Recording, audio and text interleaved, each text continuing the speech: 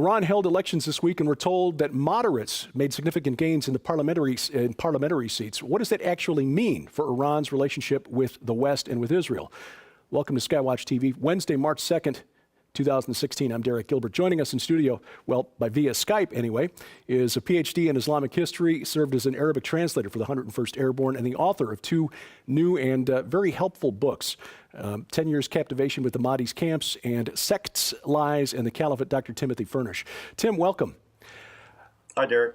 You've actually been to Iran. So you've gotten, at least as far as that goes, if nothing else, more of an insight as to what's going on over there than the rest of us. But having studied Shia Islam and Shia eschatology, that gives you a little more insight perhaps on their political motivations, if nothing else, at least their religious motivations. Starting with the definition of the word moderate. Moderate is in the eye of the beholder. What do these changes in the parliamentary makeup actually mean politically inside Iran? Well, not a great deal. It's much ado about, I won't say nothing, but actually quite little. And I'm glad you brought that up because defining terms is something that's never done in this regard. I was just reading an article this morning about the elections in Iran, crowing by a Western journalist, crowing about the moderates had won. And then he went on to talk about how the moderates were going to ally with the moderate conservatives. And I wondered about the liberal conservatives. And then the conservative conservatives. So, these journalists never understand this. I remember this. This is how old I am, Derek. I remember this was an issue back when the Soviet Union fell apart and Boris Yeltsin came to power. And the media were falling all over themselves trying to figure out, do we call Yeltsin a liberal or a conservative or a progressive or a regressive or, what exactly is he? And the same sort of thing applies here, except in spades, because as you just pointed out, sort of obliquely, but quite accurately, we've got an issue not just of politics here, but of 12 or Shia Islam, because it is the Islamic Republic. So what I would say is that I think the whole idea of reformists is vastly overstated. If you look at the Islamic Republic of Iran and the institution that's in place, it's been in there since 1979. It's the closest thing to a theocracy on the face of the earth, right? It is in some ways a legitimate democracy, and this is where I would part ways with some of my colleagues, I should say, who turned into critics on this issue. I think Iran is in many ways a very viable democracy. However, at the top of the democracy is the theological component of Twelver Shi'ism, the Guardian Council, the Expediency Council, and of course the Supreme Leader. And so the Supreme Leader can overrule or veto or overturn anything that the freely elected parliament, which has women in it too, by the way, many women, anything that does. The president, for instance, in Iran, many people don't know this, the president does not control the armed forces. The armed forces are controlled by the Supreme Leader, who of course is Khamenei. There have only been two Supreme Leaders of Iran, Khamenei and for him Khomeini, the founder of the Islamic Republic, the starter of the revolution. So, a lot of this is, I guess, sort of rearranging deck chairs on the Titanic because whether the reformists or the conservatives or the conservative moderates or moderate conservatives are, control a functioning majority in the 290-seat Majlis or Parliament doesn't really matter because in the final analysis, what matters is that the clerics run the country. Yeah, and I was guilty of that 10 years ago when I was hosting a daily secular talk show in mid-Missouri. I was fond of referring to the then president of Iran as Mahmoud Ahmadinejad, as though he actually was the one who would direct where the Iranian military would launch its strikes. You make some really interesting points in your books about the influence of Twelver Shi'ism on what Iran's ultimate aims toward Israel might be. And I was interested to learn that in Muslim eschatology in general, and perhaps among Shias in particular, there is more emphasis placed on Syria and on Israel than we in the West really understand. How might that affect Iran's dealings regarding Israel? Well, yeah, what you've gotten at is something that affects both Sunni and Shia Islam, of course, not just Shia eschatology. Again, a lot of people, I think this is starting to change, but a lot of people heretofore have tended to think that the 12 are Shia with their very open, very overt belief in the return of the 12th Imam as the Mahdi, the Islamic Messiah figure, that they're sort of the eschatologists in Islam, and the rest of the people aren't. And that's simply not the case. There's a very strong component of this belief in Sunni Islam, and ISIS exemplifies this. I think that how this would affect what goes on with Israel would be that for the Shia, the 12 are Shia, just like the Sunnis, the main apocalyptic or eschatological venue is basically Syria and that region, what we would call a Levant, or what the French would call a Levant, I guess. And Mecca and Medina are sort of secondary. I mean, there are hadiths, sayings of alleged sayings of Muhammad that say that the Mahdi, the Sunni Mahdi in particular, will come from the area of Mecca and Medina, but the 12 Shia don't necessarily buy into that. And of course, as we've talked about before, and I think you know, a lot of other people probably know this by now too, that ISIS is very eschatological. The fact they call their magazine Dabiq is named after that town in northern Syria, where they think the sort of Armageddon-like battle where they will defeat the Christian forces will occur. So a lot of those same beliefs are in 12 Shia Islam. Of course, the 12 Shia and the Sunnis think that each one has the proper understanding of eschatology, and that the other ones will turn out to will be proved wrong eventually by the Mahdi and by Jesus when he comes back. But I think you also have to keep in mind here, Derek, is that there's a very strong component in Iran, besides 12 Shiism, of nationalism. And it's as strong, I think, in many ways as the 12 Shia beliefs. You know, Iran, unlike the Arabs, Iran or Persia, had a kingdom, an empire going back, you know, to 500 BC or so.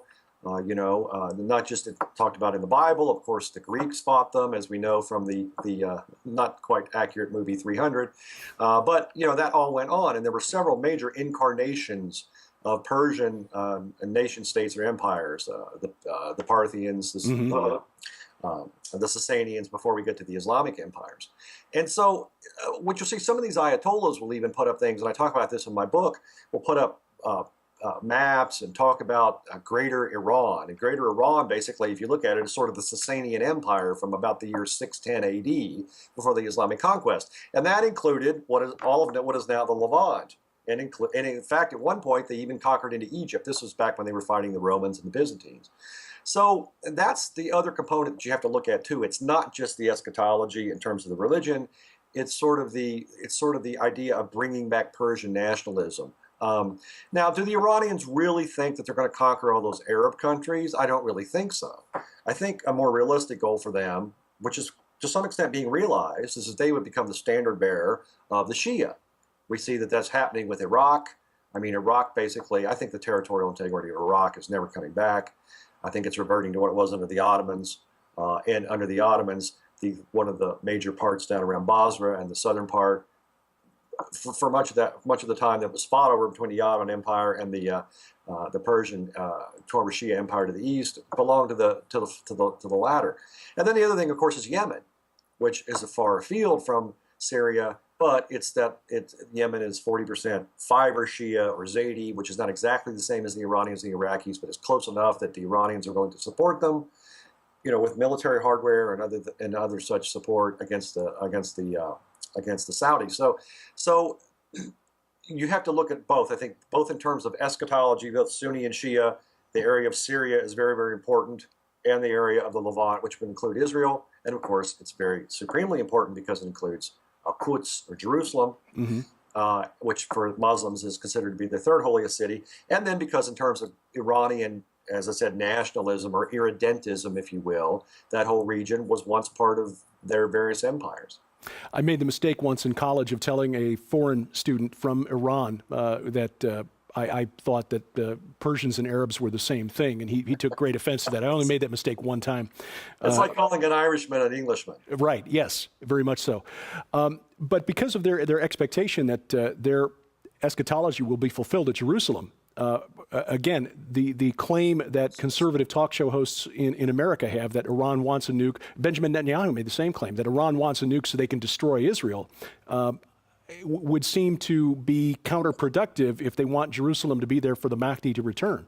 Yeah, and as Derek, I don't believe this, and this is one place where I part ways. And I talk about this at length, especially in 10 years captivation with the Mahdi's camp, based on having been to Iran, but more importantly on having studied Iran and having studied 12 Shiism for many years. I just simply don't believe this is the case. Does Iran want a nuke, or nukes plural? No doubt. Mm-hmm. And short of invading the country with a massive force, we're not going to stop them. Do they want them to use on Israel in order to hotwire the apocalypse? No. There's no indication in 12 Shia thought or in Iranian political thought that this is the case. They want them for regime insurance, like the North Koreans have, and also to increase their clout, but they're not going to use them. And at least the last place they would use them, besides their own country, would be on Jerusalem, because, yeah, as you point out, as I say in the book, the Mahdi, the 12th Imam, is not going to return, and he will not want to return and find a radioactive ruin where, an area that he likes, like Jerusalem. So the Iranians would not use them on Israel. They will keep them in their back pocket and use them for that sort of clout. Mm-hmm. Now, having said that, Iran's certainly no friend to Israel, as we announced, or we learned this week that they are planning to pay the families of Palestinian terrorists for their attacks against Israelis. So we're not confusing their intentions against. Yeah.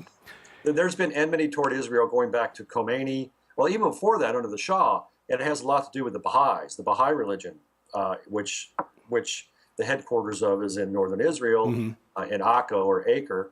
This was a weird offshoot of 12 Shia Islam, started in the 19th century, where there was a chap that claimed to be the Mahdi. The 12th Imam returned. Needless to say, it didn't go over very well in Iran. And for political reasons, this guy and his followers were kicked off into the Ottoman Empire. The Ottomans took them. It was sort of like, I guess, the Germans taking Lenin or something. They were planning on doing something with him later.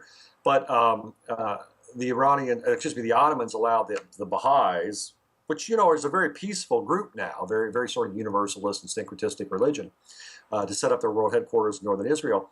And even under the Shah, and this particularly became very virulent belief under Khomeini in the Islamic Republic, the belief in Iran, shared by many, not just in the intelligentsia, but many in the culture, is that the Baha'is, being located in northern Israel, work with the perfidious Jews, if you will, that's sort of the belief, to undermine Iran. Right. So, and then, of course, Iran exploits this whole Palestinian idea, even though the Palestinians are mostly Sunni. The ones that aren't Sunni are Christian. But Iran exploits this, and I'm convinced, mainly because it's a convenient club with which to beat the Arabs. Because the Arab regimes, the Egyptians and Philistines and others, Jordanians, can be portrayed by the Iranians as not doing much to stand up for their Palestinian brothers. So the Iranians can step in and exploit that. It probably plays well at home, too. Mm-hmm.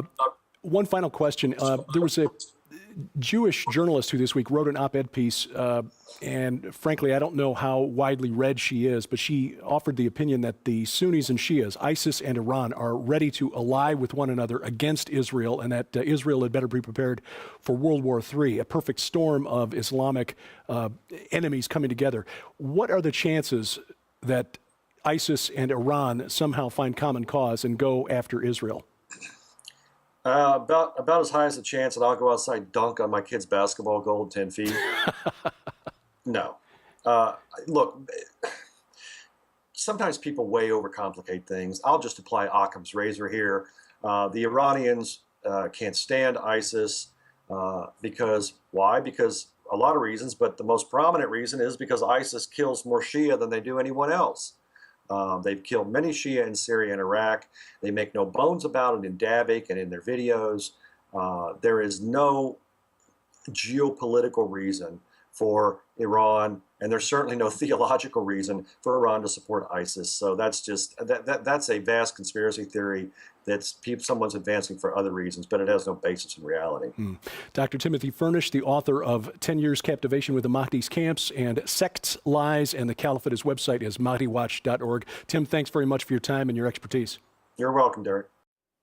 This is Wednesday. That means the matinee edition of SkyWatch TV. You'll see SkyWatch TV's weekly program featuring Timothy Alberino, the director and expedition leader for the True Legends documentary series. Today, 3:30 p.m. Central Time on the Cornerstone Network, broadcasting coast to coast. We talk about the evidence for giants and the evidence of the cover-up of that evidence.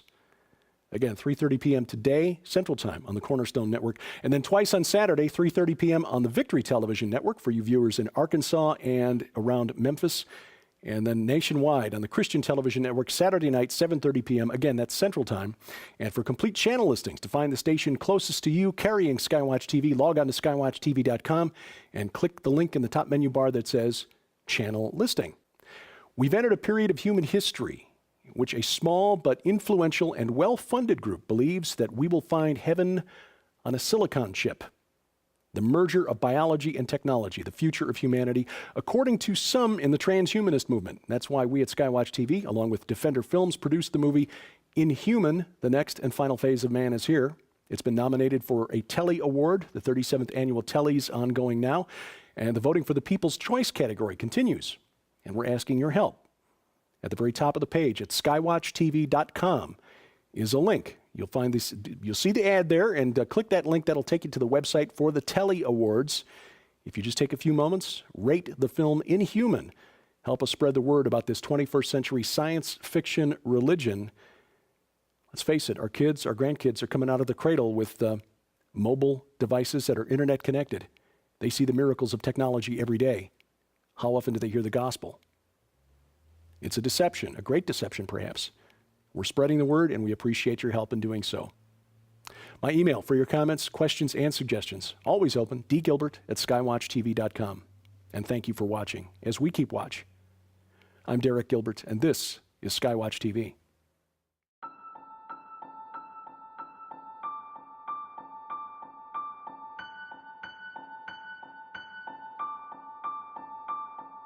From the time she was little, Nita dreamed of horses. Every childhood fantasy rode on the back of a heroic white steed, coming to save the day. I don't know how long I've had this love in my heart for horses. It's just always been there. And when we were little girls, my sister and I would play all day long. I was always the white horse, and she was always the little pink pig.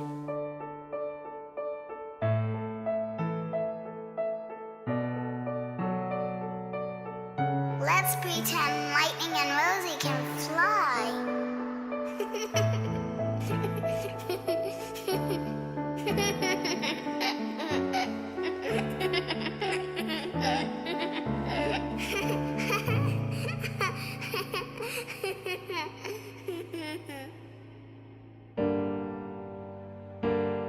But everything changed in a heartbeat. On December 9th, 1971, a tragic car accident claimed the life of my dad and my best friend and my little sister. And I wondered after that if there was anything left to believe in.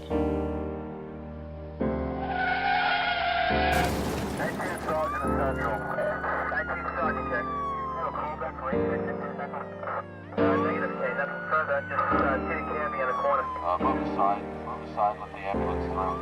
Please move aside. As a child of 13, I felt like I had lost practically everything. And I wondered, is this it? I mean, where do I go from here?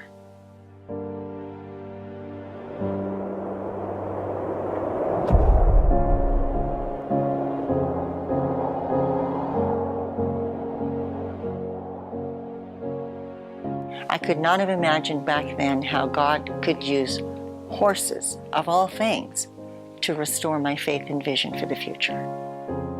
Starting April 19th, get your copy of Nita Horn's inspirational new book, No Fences, and learn for the first time her amazing story of loss, survival, determination, and healing. How the vision and love God gave her for these beautiful and majestic animals eventually led to the 150-acre Whispering Ponies Ranch, a general retreat facility, as well as a premier training location that specializes in using and gifting therapeutic animals to benefit the herding. Other care facilities, schools, and ministries across the nation. When God puts something in your heart, it's there for a lifetime.